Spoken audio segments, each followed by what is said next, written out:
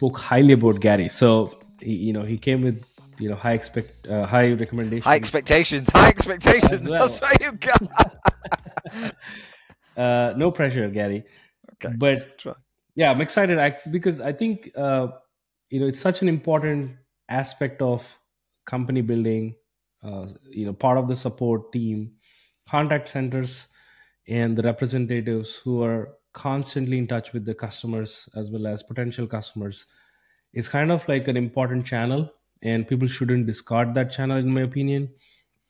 So in this episode, I want to learn all things about the importance, and how you think about what are some of the things that people make mistakes quite often and whatnot. But yeah, let's dive into the episode.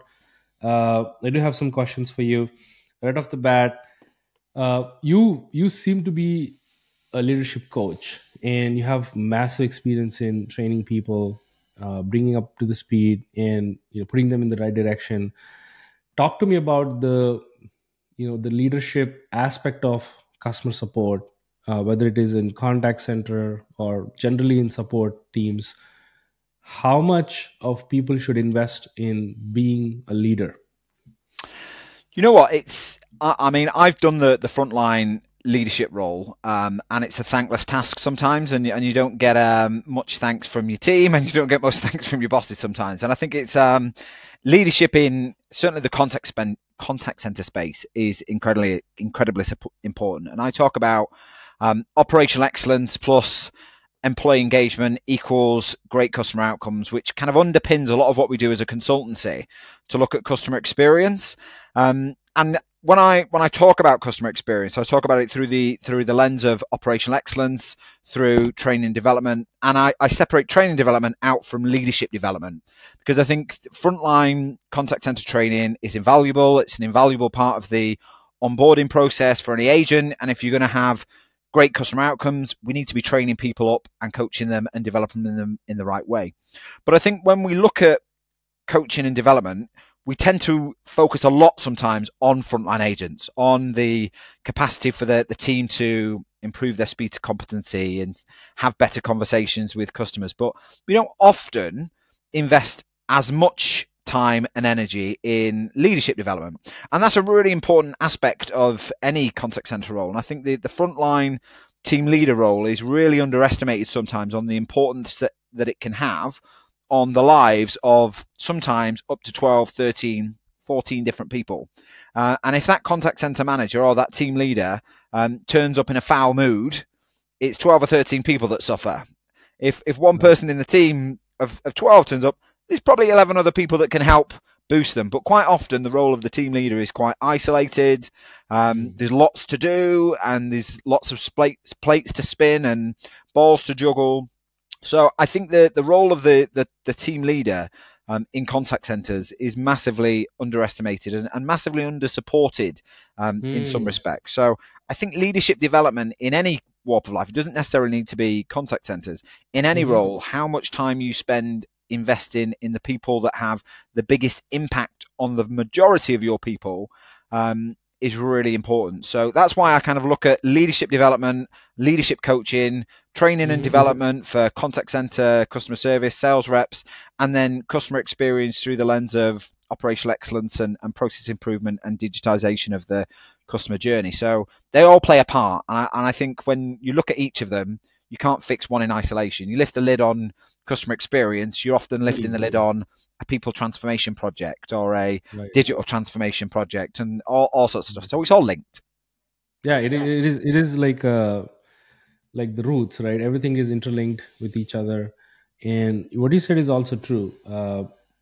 We often have like a very underestimated opinion on contact centers, but they are the ones who are actually talking to the people, right? Like apart from the team you build, whether you're in tech or whether you're in retail or whatever it is that your company is. Yeah, listen, I mean, if you watched Stephen Bartlett, Diary of a CEO, he states that he wouldn't be the person that he was if it wasn't for his time working in a call center, working in a contact center. And I've talked on this subject many a time at great length because it's one I'm quite passionate about. Is that the role of a contact center agent and the role of a call center agent, whatever you want to call it, is hugely underestimated by people who have never worked in contact centers. Because when you think about what a call center agent or a contact center agent needs to do, whether that's somebody working from a physical office or someone working from home in a remote environment, they've got to manage multiple systems. They've got to read scripts. They've got to look up knowledge management systems. They've got to have lots of different CRM systems open. They've got to be mindful of lots of different processes, whether that's a systemized process or a manual workaround that they have to think about. And then what we also expect from them is to listen to the customer, respond to the customer with rapport and empathy, make sure that we ask really good questions, and don't give them attitude if they give you attitude back. So the role of the contact center agent is hugely difficult and hugely challenging. And it's often one of those ones that's maybe 22, 23 grand a year, but the expectation from them, from both the customer and the people that are managing them and leading them, is quite high. And I don't think they get enough credit for the work that they do. You know what? What you said is kind of like invoked a thought in my mind. Not just people recognizing the frontline, contract rep, team agents or call center agents internally, but I think they're not appreciated by the customers itself. Like, because customers generally have an issue. They're raged or they're in a certain mood. That's why they call these folks and they want to resolve them on the call. So I'm not bragging or anything, but I actually worked not in a call center, but I actually worked as a pizza boy. And in the beginning of my journey, like 10 years ago, when I came to the US, I just want to share like this story. It's not very often that when you deliver a pizza knocking on a door, the other person welcomes you with wide arms. Right? Like first thing, you're late. Why did it take so long? Right. And I think I don't remember exactly who it was, but it was like an old woman, and she ordered a pizza and I delivered it. I was on time and everything, but she actually made a dialogue with me. Yeah. And she spoke to me as if like I'm a human being. And she asked me about, like, how's the work? You're so young. Why are you doing this and all that? So that empathy really made an impact. And after that, like, I always, two things I do, like I tip well, because I came from that role. Number two, when I talk to like folks who are on the other end, who are really trying to help you, right? Who are basically serving you. Basically, these members are servants. Like they're the servant in a way that they're very helpful. I'm not talking about the other servants, like pardon my language, but it's my intention is they're the ones who really want to help you, right? So I think they're massively underappreciated by the internal teams as well as like the people who talk to them. So definitely. I mean, there's two roles in my career. In fact, three roles in my career that I think defined how I behave now as a business owner and how I behaved in business, and how I suppose paved my own way in the contact center to become a little bit more ambitious and want to get somewhere. And I think the first one that really kind of grounded me in business and in life was McDonald's, being a crew member at McDonald's. That taught me customer service skills. It taught me sales skills. It taught me leadership skills.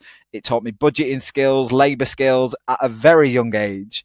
And I think I took some of that into my first role in contact centers when I was in my early 20s. And that kind of made me realize that actually as an industry, they're very similar in terms of they're both very demanding industries. They're both very customer service driven industries. They're equally as prevalent in sales sectors, and the skills that I learned at McDonald's, I was able to apply in a sales role that I picked up in my first role as a contact center. And then the other one that shaped me a little bit was I was a store manager designate for a company called QuickSave, which was a grocery retailer here. And again, that was about stock management. It was about people management. It was about customer service delivery.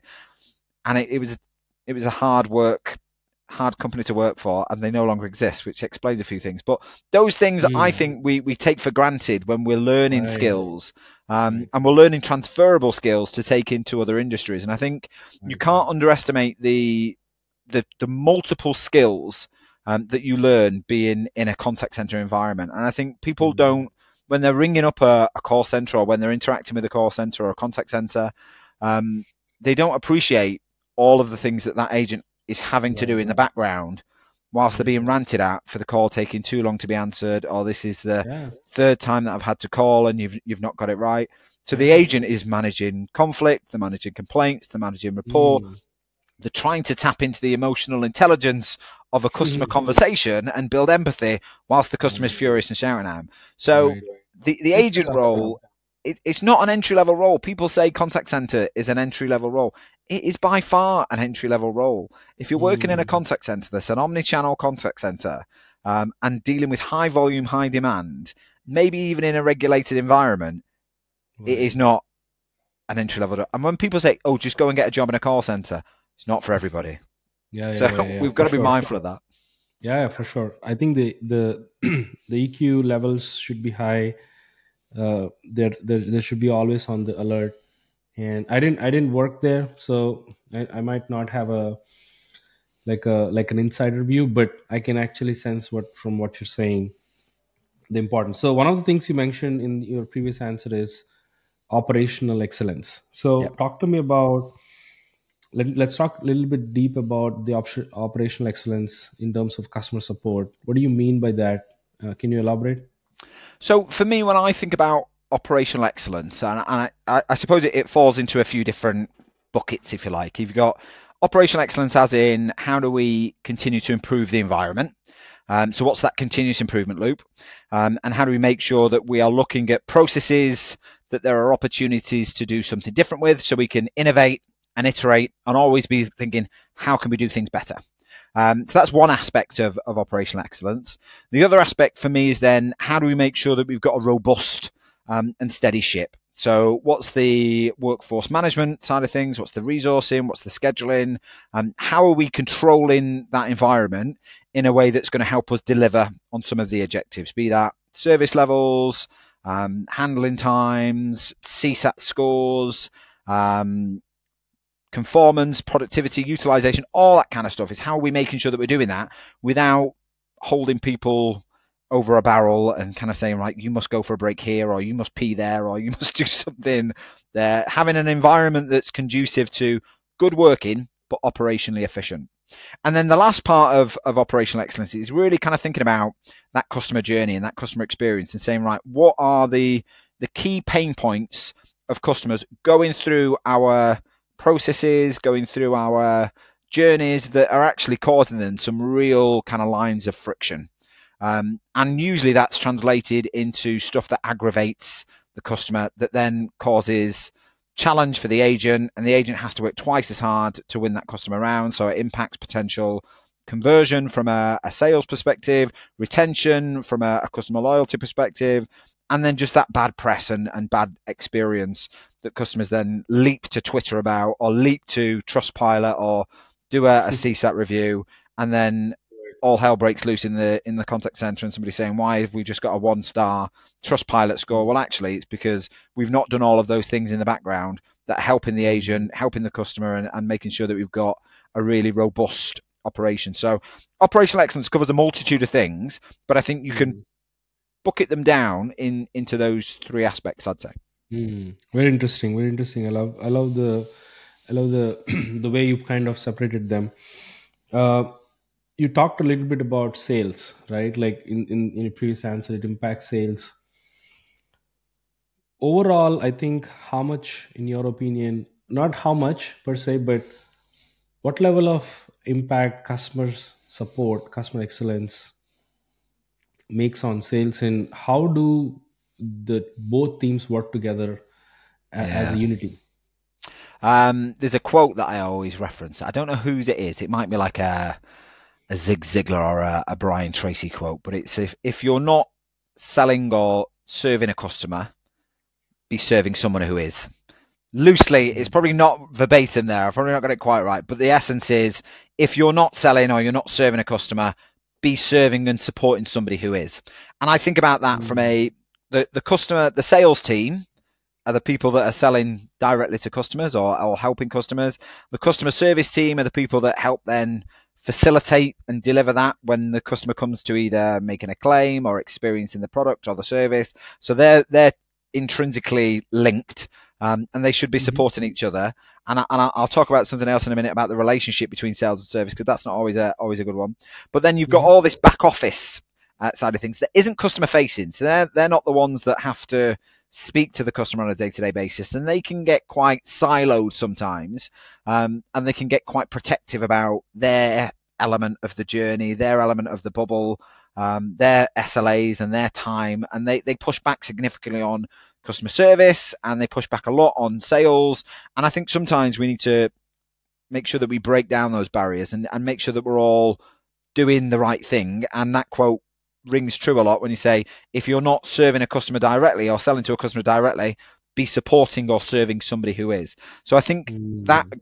brings out the spirit of how do we make sure that we're all working on the same hymn sheet. And I think sometimes sales and service, they come at loggerheads with each other, don't they? Like Mhm. Mhm. salespeople don't like the service people because they think they're the sales prevention police, and the service team are sometimes right. Well, sales get all the treats, they get all the great stuff, they get all these expensive trips away, and we get nothing.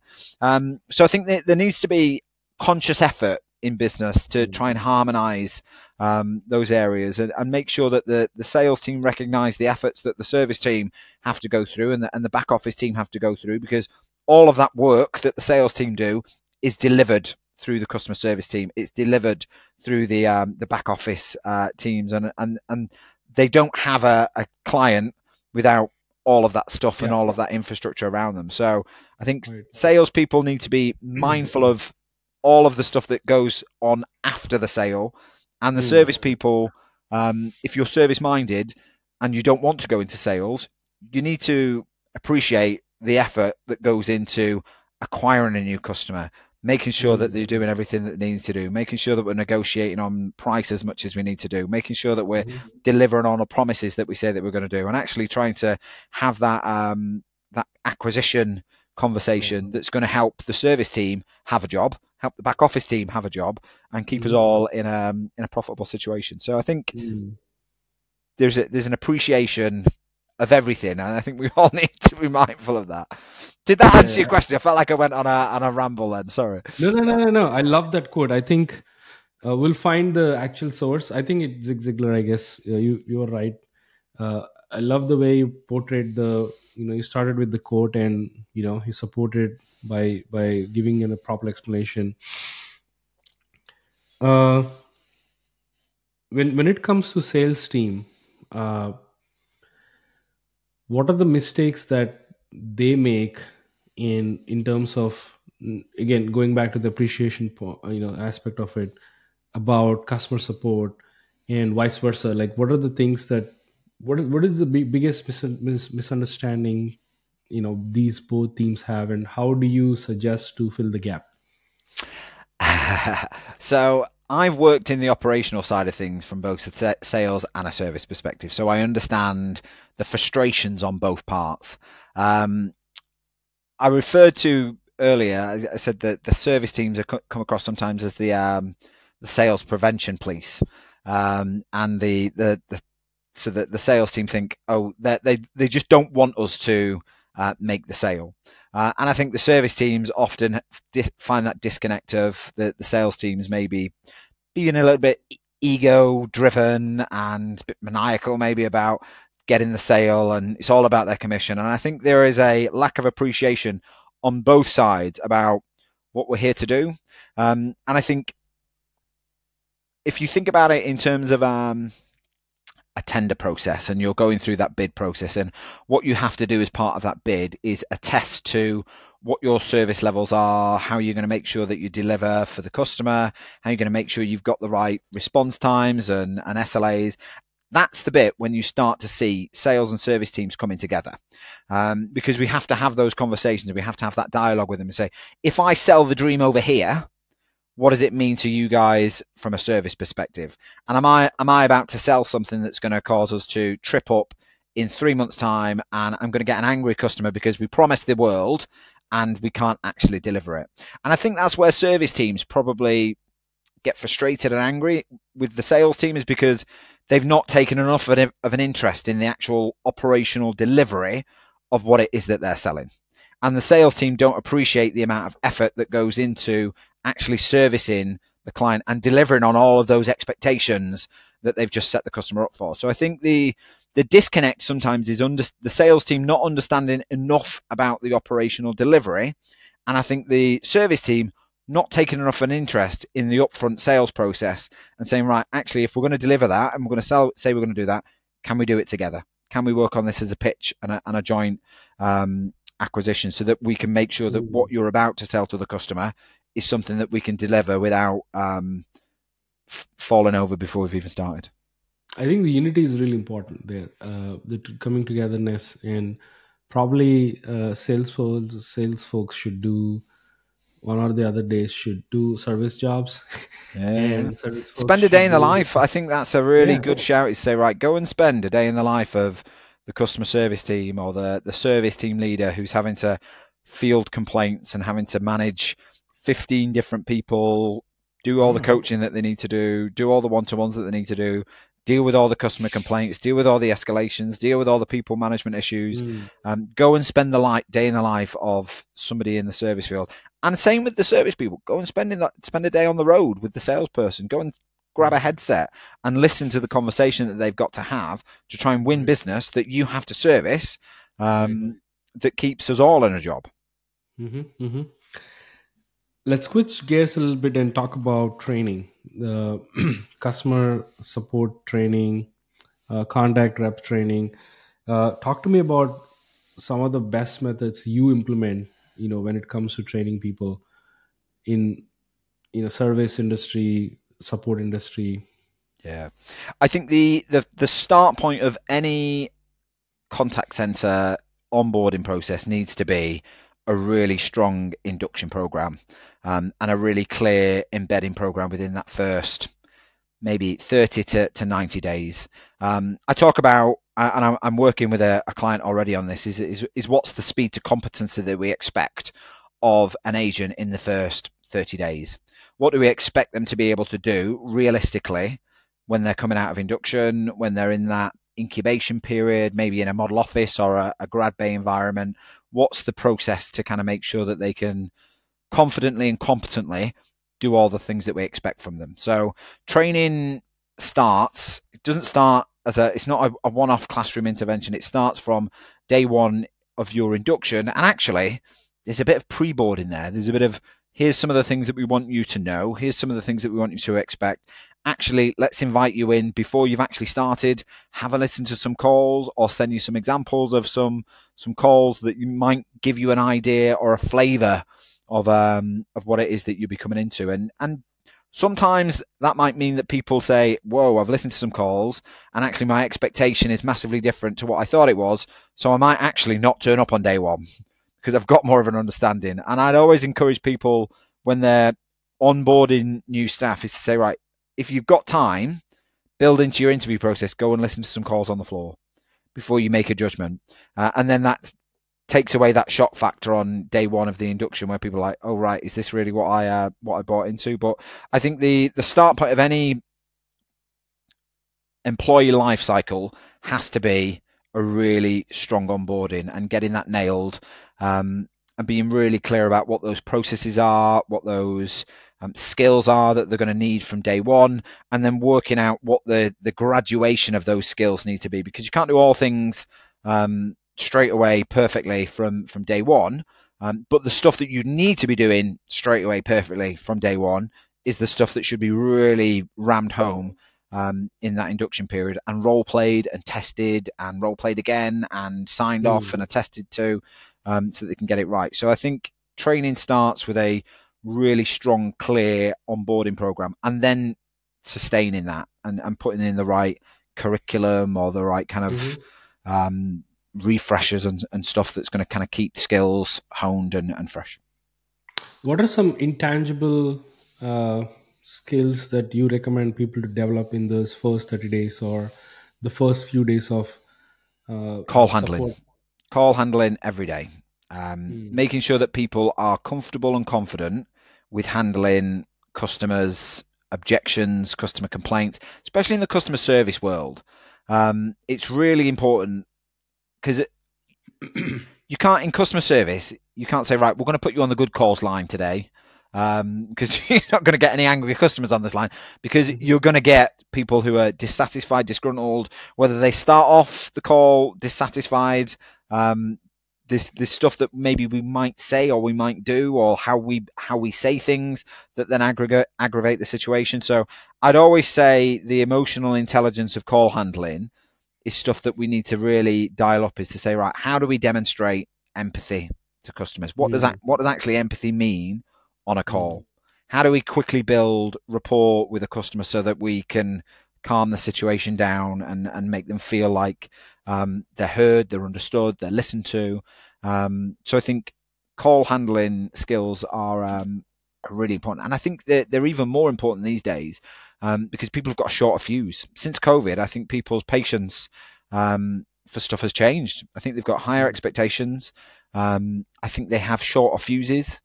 mhm, I think they're more likely to react in a challenging way if they don't hear what they want. mm, Because I think they went through this period where they were happy to wait longer periods. They were happy to mm, not speak to someone in a particular way. And since COVID, there's those expectations and mm, those feelings have probably reset, and they're a bit more mm, demanding now, I would say. mm.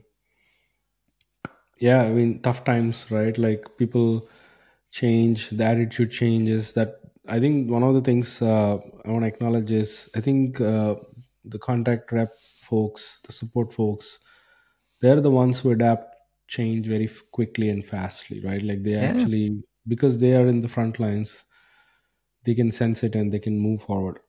yeah, and you know what? I think the contact center is constantly evolving, and we talk about digitization of the customer journey. We talk about using AI and chatbots in the Mhm. customer journey, and making it more self-serve so that things become more easily accessible to customers. So Right. customers are doing more. They're serving themselves. They're making payments in IVRs. They're doing updates on their names and everything in the CRM system, and they're doing Mm, self-serve online. So the queries that are coming into the contact center now are more complex, they're more mm, challenging, they're more from people who maybe have vulnerabilities. They're people that can't get the answer that they want online, so they're probably a little bit more insistent. So mm, the conversations that we're having in the contact center now are very different. So I think we mm, need to make sure that we're training people up in that way to say, right, actually, some of the stuff that you're going to be getting is going mm. to be more challenging. It's going to be tougher. It's going to be more complex. Right. So you can't now segregate the lines and say, right, this is the easy payments line. So these are just the people that are going to be ringing in and they're happy and they want to pay. Now you're getting everybody. And you're getting Right. everybody who's probably a little bit more peeved. You're getting everybody who's probably been waiting a little bit longer in the queue than they would have liked to have waited in the queue. They can't self-serve. We might have been telling them that your call is important to us for the last 30 minutes, only to cut the phone off on them and then have them dial in again. So then they're really angry. Right. Right. So that's why I say emotional intelligence and call handling is probably it's very important these days to make sure that we equip the team to be able to handle difficult conversations. Hmm.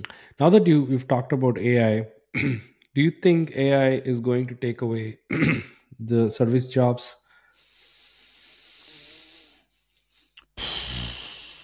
To a degree, it's possible that some customer service inquiries could be delivered through a Hmm. virtual assistant or an AI chatbot. Hmm. Um, and I think the way that we start to use things like ChatGPT and large language models and feed speech analytics and text Hmm. analytics into all of those different data engines and those algorithms that then say, right, actually, if I want to talk to you about a problem with my bill, and Right. it's a fairly low level inquiry, then actually it could well be that we build that and we design it with some sort of virtual agent that could be a virtual agent that can talk to you, Hmm. and uses speech analytics to Hmm. turn it from text to speech and then has a full blown conversation. And I've seen stuff like that already starting to turn contact centers and customer conversations around. Do I think it will completely replace an agent? No. I think there'll always be a space for an agent and a voice based conversation, because people want to speak to humans. They're more accepting these days to speak to robots and AI, but what they want to know, and I think this is where it differs, is they want to know if they are. Customers want to know if they're speaking to a human or if they're speaking to a chatbot or a virtual assistant. Because the moment it then goes wrong and they're like, oh, sorry, we can't help you with that, I'm going to have to transfer you to an agent. If they feel like they're being duped, you can get quite angry, because you feel like you're building a relationship. So I think just be obvious when you're having those conversations that, hey, speaking to Gary, I'm an AI robot. I'm here to help. Tell me what your query is, and then take it from there. So I think there is and funnily enough, we've talked about this on a recent webinar that I was hosting, is to say, right, will it actually replace an agent? And the audience and the panelists was split down the middle. Some think it will, some think it won't. I think we'll get to a nice hybrid point. Interesting. I do believe AI is not going to take jobs. I firmly believe in that. Anybody's job. What AI does is it's going to enhance people's job. Yeah. Meaning It's there as an enabler. It's an enabler to make the job more efficient and to take away stuff that doesn't necessarily need a human to do it. And what that means, and I think this is the key bit, and this is where people get really scared of AI, is to say, right, is it going to take away my job? And am I going to lose my job off the back of it? And I think any contact center that I know of, most of them struggle from a resourcing point of view. At certain times, they're never delivering the right service level at every interval during the day. So I think what AI will do is it will allow us to focus in on the conversations where we need to spend more time with a customer, and give us that capacity to automate and drive more efficiency. And where I've seen real good uses of things like AI is, rather than me having to spend 2 minutes wrapping up my notes and typing up notes in admin, an auto transcription can summarize my notes for me in a nice way that's really clear and really systemized, and it just reduces your wrap time, which reduces your average handling time, which means that you've got more capacity to spend more time with your customers. So that's where I think it will go. Yeah, that's the efficiency bit I'm talking about. I think it's going to fast forward a lot of mundane, boring work and give it to you, handle it to you, in probably seconds or even minutes, so that you'll become more efficient, and your mind space will be not occupied with handling these boring tasks, right? So I mean, it's interesting you talk about mind space, because the reality in the call center is sometimes the agent needs those quick and easy calls just to calibrate their headspace and say, right, if I'm dealing with difficult call after difficult call after difficult call after complex call after complex call after complex call, you get exhausted. And where agents have the opportunity now is just to decompress in between a call, say, right, oh God, this is a nice easy one where I can just not have to think and I can just update it. The reality being, we're probably going to end up stripping some of that out, because it's something that can be done by AI. It's something that can be done by automation. So I think we need to be mindful of agent headspace when we start to improve the customer journey and start to drive some of those efficiencies, because we're in danger of creating a really high demand, complex customer call center that's going to burn agents out. So we just need to be mindful of that it could drive some really tough conversations, that if you call after call after call, you're just going to burn out and then people will leave. Yeah. Mental health is really important. Last question before we wrap up. In your experience, I think we talked a lot about customer service, that industry, contact center, reps, agents. What are some lessons in your opinion that the other side, which is like the customer support, customer experience side of things, in part of the team, can learn from the frontline workers, the agents? Like, what are some tangible and intangible lessons that they should learn? So I think what we are guilty of sometimes in customer experience is over-indexing on customer insight and not listening enough to agent insight. And we spend a lot of time going through and speaking to customers, and we'll run customer journey mapping sessions, we'll run customer experience workshops, and we'll spend a lot of time thinking about the customer persona, the customer pain points, and what the ideal customer profile is. And we'll immerse ourselves in that whole customer experience bubble. I think where we need to engage more is the agent experience and what their experience is of the reality of what customers are telling us. And that's not to take away from customer insight. I think it's a really important piece of work, and we need to get that feedback from customers in order to understand and to assess where we can make improvements. But I think there is a minefield of gold that's sat in the agent discussion. So I think the agent experience needs to catch up with our focus on customer experience, because it's no point in us making all these processes really weird and wonderful for customers if we then aren't engaging with the agents to say, right, how is it working operationally? How is it working culturally within the business? When we talk about customer experience, do we really mean what we say about customer experience?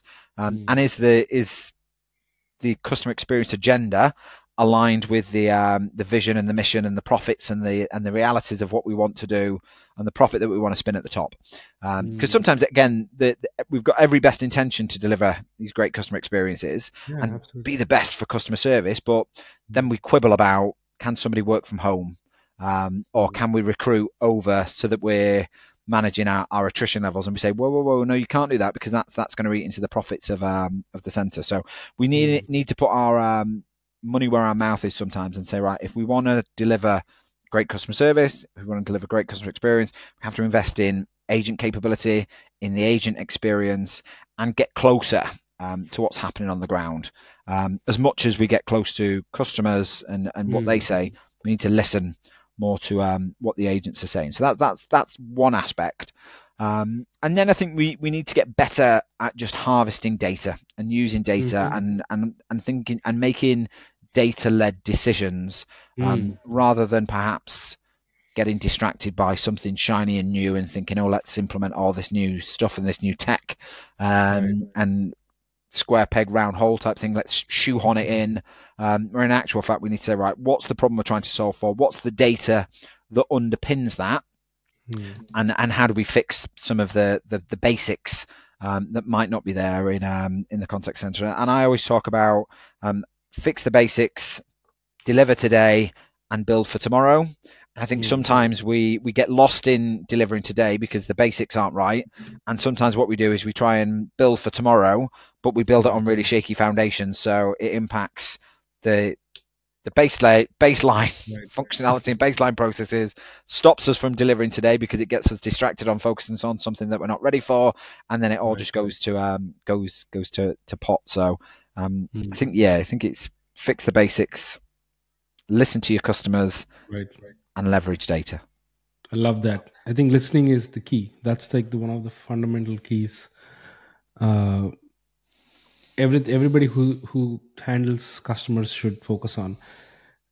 Garry, this has been great conversation. Thank you for being here. I really enjoyed it. I love the quote drops, the way you put things, the way you frame things, and the level of importance you give and appreciate. The level of appreciation you have for the frontline workers and everything. So thanks for being on the show. Any closing thoughts before we say bye to the listeners? No, I think it's an important conversation to be had, and I think you've broached some really key parts here. Is to talk about employees and their experiences, leadership capability and how they support and underpin employee engagement, and how we can leverage data, AI and technology to enable rather than to distract. So it's got to be an enabler. It can't be a substitute. So I think you've tackled some good things there. I'm actually looking forward to watching it back to see what I talked about, because I always think, I actually said something quite useful there. So it always just reminds me as well. Absolutely. For sure, for sure. And thank you, folks. Thanks for listening. We have some awesome, guests lined up, like Gary, and we're going to talk all things about customer support, customer experience, community building, the importance of empathy, importance of listening, and everything else in between in the coming episodes. So I'm very stoked, very excited for the upcoming episodes. But yeah, thanks to you guys for tuning in. That's a wrap for today. Stay Brilliant. healthy and have a great day. Cheers. Bye, folks.